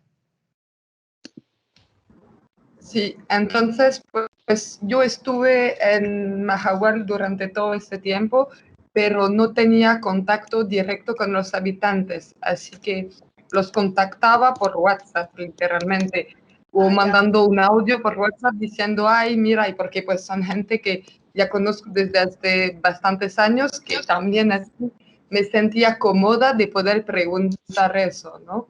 Así que nada más mandé audio por WhatsApp explicando cómo ya están acostumbrando a que les pidió entrevistas y cosas porque saben lo que hago acá y diciendo, pues mira, me gustaría si podríamos hacer eso juntos y nada más me mandas tus crónicas o cuando terminaste todas o me las mandas poco a poco o por correo o por WhatsApp o lo escribes a mano y me mandas foto. Y una vez que yo había recolectado todo, lo que pasó fue que a este tiempo llegamos como a septiembre, octubre, fue este momento que también Mahahual se abrió bastante de nuevo y que la gente empezó a verse, a salir de nuevo. Así que para el taller pudo ser en presencial porque a ese momento teníamos contacto directo con la gente. Muy bien. Bueno, pues yo también espero preguntas. Muchas gracias, Ana. Muchas gracias, Ana. Cristina nos dice que el artículo de Miguel Güemes apareció en Milenio, si no me equivoco, se llama El poder de la pluma, 16 de marzo de 2021. Así, ahí está, es en novedades, ahí está. Sí. A mí me llamó mucho lo que dice Clara acerca de los niños, ¿no? O sea, toda esta cuestión que tienen que combinar el trabajo con asistir a la escuela. Y se parece mucho al caso de los niños jornaleros, ¿verdad? Que en periodos van y trabajan en los campos y aunque se hayan creado escuelas en los lugares de destino, pues muchas veces los niños se quedan sin acceso a la educación. Ahorita estoy buscando, hay unas cifras que publicó el INEGI en 2015 en el conteo de población y vivienda de 2015, en donde se habla de, en este lugar de turismo mundial y clase mundial y todo eso que se dice, hay un elevado porcentaje de niños que no saben leer y escribir. Ahorita voy a buscar las cifras, si quieren sigan platicando y ahorita yo les voy a pasar la cifra que le estoy buscando, pero es impresionante y la recomendación es, vamos a ver qué es lo que dice ahora el censo de 2020, porque yo creo que esas tendencias no han cambiado mucho, ¿no? Yo les quisiera comentar que en el caso de San Vicente, en uno de los fraccionamientos, me llamó mucho la atención que en este periodo las mujeres, las madres de familia, se organizaron junto con las autoridades locales, demandaron a las autoridades locales a que les dieran educación cívica a los niños, sobre todo para contenerlos dentro de estos espacios habitacionales de Infonavit, ¿no? Entonces, sí, trabajaron mucho en este tema de contención hacia los niños, el tema de la limpieza de los parques y jardines y el tema de la seguridad. Se armaron también espacios de el vecino vigilante, un poco para que entre ellos, entre esta comunidad, poder mantener el nivel de seguridad, porque el acecho de gente que venía de fuera tratando de robarse la bicicleta del hijo o de saquear las casas que no están ocupadas era un tema constante, y obligaron a que las autoridades municipales pusieran rondines, hicieran rondines dentro del fraccionamiento, y esto se replicó en varios de los fraccionamientos de trabajadores del turismo, porque estaban seriamente preocupados por el tema de la inseguridad, y también que se sumaba esta inseguridad al tema de la precariedad económica. Entonces, sí surgieron, como decía Cristina, el tema de los trabajos, ¿no? Los trabajitos, y se amplió esta posibilidad económica para muchos de los habitantes de estos fraccionamientos que son de trabajadores del turismo, y no necesariamente de las capas más altas, sino de los más precarios, porque en algunas de estas casas vivían hasta 15, 20 personas en una casa de interés social muy pequeño, ¿no? Entonces era impresionante verlos comer fuera de las casas, en las banquetas, a este grupo de jóvenes trabajadores de la construcción que de pronto desaparecieron, ¿no? De un día a otro desaparecieron del contexto social para reintegrarse a sus lugares de origen. Vidanta les puso los camiones y órale, vámonos de regreso a sus casas. Fue muy impresionante. Gracias, Ana. Fernando tiene una pregunta, entonces les propongo pues escuchar a Fernando, que ya se trasladó en California en muy poco tiempo. Muy bien, Fernando. ¿Qué tal? ¿Me escuchan bien? ¿Qué tal, Samuel? Y a todos, muy buenos días, buenas tardes desde acá de Quintana Roo. Primero quisiera presentarme con todos ustedes y la verdad agradecerles por este foro que me ha parecido muy interesante. Mi nombre es Fernando Arellano. Yo soy investigador en el INIFAP, un instituto aquí en México dedicado a la investigación. También el año pasado ejecutamos un proyecto relacionado con esto del COVID. Me parece que Samuel también fue beneficiado en esa convocatoria, lo recuerdo de la reunión. Y nosotros estuvimos trabajando en 6 localidades mayas de Tizimín, Yucatán. Parte de lo del proyecto implicaba aplicar una encuesta de percepción, actitudes, por ejemplo, e impactos particularmente en el aspecto económico y educativo en estas localidades mayas, y pues nuestros resultados fueron muy similares a los que ustedes encontraron, que básicamente si su situación era precaria, esta situación pasó a ser peor. Muchos de ellos tuvieron que depender más de actividades como el empeño, realizar otros trabajos fuera de sus trabajos adicionales. El 30% de las personas que encuestamos como a 540, afirmó directamente que ellos habían perdido su empleo, o el 50% que ellos o alguien de su casa que aportaba había perdido su empleo. La razón de compartirles este estudio es para pues enriquecer ya lo que hemos platicado. También quisiera, si tuviéramos oportunidad de compartirles este informe en más detalle, claro que lo podríamos hacer. Pero algo que quisiera yo comentarles, y por lo que para mí particularmente esta charla ha sido muy enriquecedora, es que yo soy biólogo de formación universitaria. Yo no tengo todos estos antecedentes propios de las ciencias sociales que apenas estoy aprendiendo. Y algo que quisiera yo preguntar, y en la dirección en la que va mi cuestionamiento, es que hemos visto esos efectos de migración, esos efectos económicos que todos ustedes han comentado asociados a los centros turísticos. Si se ha evaluado, por ejemplo, los impactos que esos regresos de la gente a la comunidad ha tenido sobre los recursos naturales, que es particularmente a lo que a mí me interesa y una idea de proyecto que anda rondando por ahí en mi cabeza. Porque como mencionó la doctora Cristina, pues la gente regresa, opta por retomar la milpa. Obviamente esto incrementa la superficie agrícola, pero también algo que nosotros vimos en el estudio que aplicamos es que la gente afirmó depender más de los productos de su traspatio para complementar sus necesidades, ¿no? Pero nos falta explorar esa parte de los productos del bosque, ¿no? Sabemos el esquema ejidal que se maneja aquí en México y que es común que las personas extraigan leña, cacen, obtengan algún otro producto de los montes. Y bueno, creo que un área que nos queda ahí pendiente por evaluar, o si ustedes tienen ahí algún antecedente, es bueno, se disminuyen mis ingresos o regresa mi hijo o directamente yo regreso al ejido. y bueno, tal vez ya no tengo para comprar gas, pero puedo ir y extraer leña, ¿no? E incrementa la demanda, la presión sobre los bosques derivado de esta pandemia. No sé si alguien tiene alguna información al respecto y si lo podría compartir. Una de nuestras informantes nos comentaba que ella había realizado, bueno, ella forma parte de un grupo que trabaja sobre huertos urbanos y también sobre el jardín botánico que se está tratando de constituir en el Colomo. Y ella nos decía que en el terreno que heredó de su familia hizo un huerto familiar y que básicamente había sobrevivido de ese huerto familiar, ¿no? Que era muy evidente que la falta de recursos económicos habían podido sobrevivir de la naturaleza, que sí hacían recolección de algunos elementos para la recolección que podían comer, ¿no?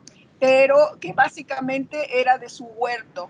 Y esto se había complementado también con el tema de la pesca ribereña, que había sido abandonada porque eran trabajadores del turismo y fuertemente implicados en carretaderas con este grupo Vidanta. Pero en el cierre de Vidanta, en el cierre del flujo de turistas, la única manera de poder sobrevivir durante ese momento, en igual que el caso de Clara, era el tema de la pesca ribereña, que ayudó no solamente a la sobrevivencia de la familia, sino de la familia extensa y de los amigos, ¿no? de estas comunidades. Entonces, sí, por eso hablaban de que el regreso a las actividades originarias era muy importante y que el turismo tendría que ser en todo caso una actividad complementaria a las formas de producción tradicionales. Gracias, Ana. Si quieren, o sea, Cristina levantó la mano, Clément luego, y pues yo no sé si Fernando quieres responder a Ana. Pues simplemente, la verdad, le agradezco mucho esa contribución y no sé si alguien más nos quiera comentar algo al respecto. Si no, mi énfasis es si después yo pudiera tener sus contactos de todos precisamente para fortalecer este tema, porque sí me interesa, pues, adquirir más esas herramientas de las ciencias sociales que ustedes han estado trabajando. Sí, a mí me gustaría platicar contigo, Fernando, porque hay toda una discusión sobre las áreas naturales protegidas. Hay toda una polémica porque pues muchas de las áreas naturales protegidas son propiedad de ejidos y comunidades. Entonces resulta que se crea el área natural protegida y los campesinos dejan de tener acceso a esos recursos y se empoderan una serie de organizaciones no gubernamentales, etcétera. O sea, entran otros actores. Es un tema de discusión porque tendríamos que ver cada caso, porque efectivamente la gente puede también hacer uso de una manera sustentable de esos recursos, pero para eso se requiere política pública, se requiere recursos, se requiere apoyo, no dejar las cosas así nada más, porque también por la experiencia que se ha tenido allí en la península, luego se andan creando estos espacios y se los apropian los privados, entonces no se vale, hay mucha desconfianza y yo creo que por ahí tendríamos que trabajar mucho. Sí. Sí, desde luego, doctora. Yo soy de la idea de que tampoco creo que hay que satanizar este uso que se hace de los recursos naturales, como muchas veces ocurre en el área biológica, porque al final de cuentas la gente lo hace por sobrevivir. Creo que incluso el esquema de caza que tenemos aquí en la península es muy diferente, por ejemplo, del caso de África, que más que por un aspecto lucrativo es por un aspecto de que no existen otras oportunidades de ingreso para las personas en las comunidades rurales. Y parte creo de lo que yo creo que es identificar estas presiones es precisamente garantizar un manejo sostenible, ¿no? Porque si realmente el caso ocurriera de que privamos a las personas de estos recursos, que puede ser, como comentó Ana María, la única forma que tienen para sobrevivir en medio de la pandemia, si luego nos topamos con otra situación similar y ya no hay ni siquiera ese amortiguamiento que los bosques proveen, pues desde luego la situación para las comunidades rurales sería mucho peor. Y dentro de esa discusión, pues también hay toda una corriente que demuestra que haciendo un manejo sustentable de la silvicultura, los bosques se conservan mejor, o sea, los recursos se conservan mucho mejor que dejándolos así al abandono, entre comillas, o en manos de actores externos. Entonces sí tendríamos que ir investigando. Bueno, pero Samuel sabe mucho de eso también, entonces ya le dejo mejor la palabra a él. Sí, no, lo iba a comentar después, pero primero voy a ceder la palabra a Clément, que quería intervenir. Hola, Clément. Hola, ¿cómo están? Muchas gracias por sus ponencias, y muy interesantes todas, ¿no? Y claro, creo que no acabamos todavía de entender todo lo que sucede con esta crisis y sus efectos económicos, ¿no? Entonces, mi pregunta era para las tres. Hablaron de la del trabajo, que es central, claro, y otro tema que me interesa es lo del mercado inmobiliario de bienes raíces, que es como uno de los sectores claves de la economía de las zonas turísticas. Estoy tratando de darle seguimiento a este tema, ¿no? A este asunto desde Francia, por la prensa y lo que encuentro por internet. Pero veo cosas muy contradictorias, incluso en las mismas agencias de bienes raíces. Algunos dicen que se mantiene el mercado, incluso algunos dicen que hay ventanas de oportunidad para invertir porque puede que esté bajando un poco de manera momentánea, ¿no? Entonces, no sé si ustedes tengan informaciones precisas sobre lo que está sucediendo en este caso, sea en Quintana Roo o en Nayarit, o sea, cómo está reaccionando el sector de bienes raíces. Bueno, en el caso de la Riviera en Nayarit, sigue siendo... ¿Cómo? Bueno, sigue siendo muy importante el tema inmobiliario. Sí hubo un freno temporal, pero sigue promocionándose y entre el mercado inmobiliario a nivel nacional, en Inmobiliare, que es una revista especializada, se presenta justamente como una oferta en este momento muy atractiva para los inversionistas. Entonces, no quitan el dedo de renglón de la producción del espacio, ¿no? En los términos de Harvey, de la producción del espacio para la acumulación capitalista. Entonces, ahí está el tema, sigue siendo un espacio muy importante, se está expandiendo por todo el litoral, en los diferentes pueblos ribereños. Entonces, lo que se genera es que la población originaria que había sido dotada por el reparto agrario y que tenían sus espacios en el área urbana de esos poblados, pues ahora están siendo empujados fuera de estos lugares para implantar estos condominios que rebasan los límites de la regulación urbana para hacer grandes edificios que además necesitan muchísima agua y entonces hay todo un conflicto y social muy fuerte entre la población local originaria que está pues demandando al gobierno municipal el cese de estos convenios de colaboración con los inversionistas, pero justamente estos inversionistas son los que están apoyando las campañas políticas de estos políticos, ¿no? Entonces, el presidente municipal que dio todos estos permisos y que su hermano está vinculado, ¿no? Vean nada más el nivel de corrupción. Renunció a su cargo de presidente municipal para ahora volver a presentarse como candidato a la presidencia municipal de Bahía de Banderas. Entonces, es un cuento de no acabar y es una trama de corrupción que se vincula justamente con el desarrollo inmobiliario.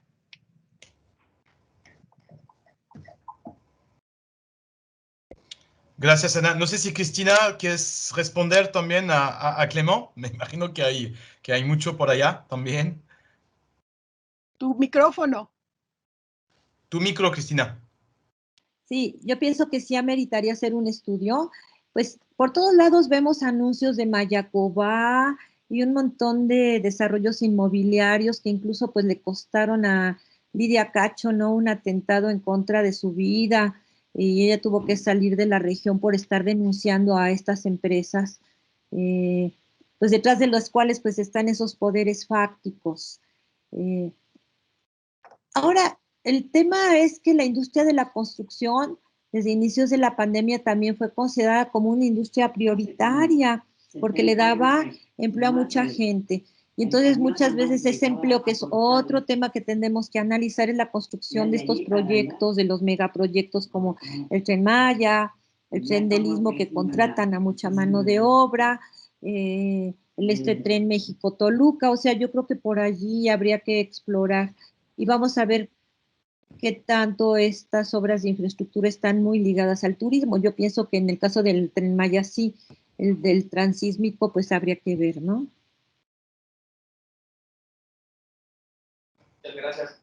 Sí, claro, es algo que hay que observar con el tiempo, ¿no? Que es todavía muy pronto para sacar. Claro. Gracias. Sí, Clement, y yo estoy en la espera de lo que puede pasar con la apertura de las Islas Marías, porque ahora se anuncia que se va a abrir también al turismo internacional. Entonces, sí tendríamos que estar muy atentos y profundizar en estas observaciones, ¿no? Ok, yo quería sí, interactuar un poco con ustedes porque al no trabajar en destinos turísticos mayores y trabajar tal vez pues en destinos alternativos, entre comillas, o más bien, o sea, de espacios lugares, sí hemos observado en este proyecto CONACYT de redes horizontales, en el cual participamos en la misma convocatoria con Fernando, y en 20 lugares diferentes, pues el regreso de trabajadores y que en algunos casos se han adaptado, se han incorporado a las cooperativas. Es decir, que pues trabajadores de una cocina, de un hotel internacional, regresan en su pueblo y vienen a echar la mano en la cooperativa que tiene la actividad, ¿no? Y eso es el otro punto que hemos observado con Ana, que está presente aquí, Ana García, es justamente la adaptación de las cooperativas a las crisis, de manera general, ¿no? O sea, ninguna cooperativa con cuál trabajamos en la península de Yucatán, 0, ¿no? Y hoy día, pues, trabajamos con 24 en esta alianza peninsular para el turismo comunitario. Entonces, se apretan el cinturón, o sea, tal vez ya no hay el mismo tipo de economía, ¿no? Porque documentamos, pues, también el regreso a las actividades primarias, milpa, pesca, huertos, pero también documentamos los trueques. O sea, hubo un sistema entre las cooperativas, trueques intercooperativas. Entre ejemplos, pues en Campeche, donde pues ahí los pescadores pues iban a la pesca y troqueaban con cooperativas o sí, con grupos organizados del interior, pues lo que sea frutas, hortalizas, miel. Entonces, a mí me parece importante, o sea, externalizar estos puntos, ¿no? Y sobre el segundo tema que acabo de meter, Clément, sobre el tema inmobiliario, en el último taller que hemos hecho, intentamos seguir haciendo talleres presenciales porque pues estamos en espacios naturales, con sana distancia. Es algo complicado porque en estos tipos de esfuerzos organizativos, creo que el WhatsApp pues no nos permite de alguna forma interactuar y poder seguir construyendo alternativas, ¿no? Y en este último taller, justamente, pues el tema inmobiliario y el monitoreo de alguna forma de los conflictos socioambientales fue uno de los puntos que tratamos, ¿no? Donde ahí, pues, en Río Lagartos, en Felipe Carrillo Puerto, en Conoas, los compañeros se expresaban, pues, de compra-ventas de tierra, tal vez sí vinculado, pues, con el tema del Tren Maya, pero también vinculado a la crisis. O sea, donde ahí ahorita, pues, se están juntando de alguna forma tanto la pandemia que pues estos megaproyectos que se vuelven estructurales, ¿no? Entonces, pues yo creo que sí hay algo que rastrear, que indagar un poquito más sobre estos temas, porque pues se me hace que estos temas inmobiliarios, o sea, durante la crisis vimos aparecer fraccionamiento en el municipio de Yaxcabá. O sea, es decir, en el centro del estado de Yucatán, con una cobertura vegetal o sea, alta, o sea, fraccionamientos. Pero es el caso también del municipio de Temozón, cerquita de Ekbalam. O sea, fraccionamientos que aparecen, que son publicitados y que son vinculados ahí en el caso de Ekbalam, me parece que está en la comunidad de Nomozón, pues vinculada al Tren Maya, ¿no? O sea, la publicidad menciona, pues ahí ya, o sea, cómprate un buen lote de inversión, seguro te va a rendir en muy pocos tiempos, ¿no? Entonces también del otro lado, de alguna forma, de los destinos turísticos, pues sí están pasando de alguna forma tantos, pues, elementos tal vez, pues, en términos de economía social solidaria, pero también estos despojos, ¿no? Y bueno, viendo que están en el mismo tipo de espacios, pues van dialogando de alguna manera, ¿no? Aquí cierro.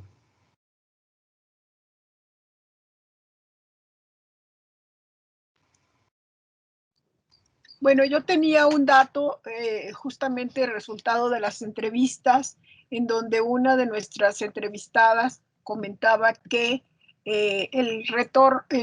la migración de retorno de su marido, que había vivido durante más de 10 años en Estados Unidos, y que ante el impacto de COVID también allá en las fuentes de trabajo, había tenido que regresar a México, a la casa familiar, y se estaba reintegrando a la vida familiar en San Vicente. Entonces, sí, empezar nuevamente el trabajo de integración familiar estaba siendo difícil, ¿no? Y bueno, pues es otro elemento que está haciéndose presente en el resultado de la indagación. Gracias, Ana. Cristina, tu micrófono.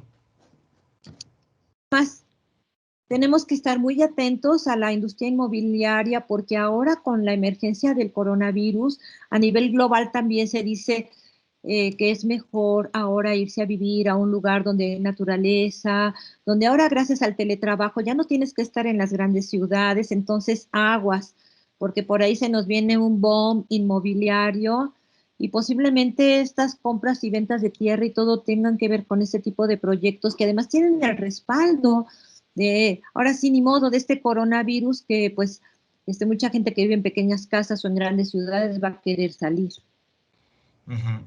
Sí, así es. Yo creo que tienes la total razón, Cristina, de vincular con justamente estas nuevas modalidades. Son las 11:29. Les propongo cerrar la mesa, agradecer a Ana María, a Cristina. Ana María, también agradecer a tus coautores, a Cristina y a Clara. Y pues seguir con la conferencia de Ernest, porque pues es el cierre de este coloquio virtual que ahí construimos con Clément, Renaud y Maxime, y que también está enfocado a este tema, ¿no? O sea, Ernest intituló su conferencia Políticas turísticas para una transición socioecológica post-COVID. Y agradecer a todos, ¿no? Pero yo sé que algunos... Gracias a ti, Samuel. Gracias también a Clementa, a todos los organizadores. De nada. Y nos vemos ahorita en la otra sala entonces para seguir dialogando.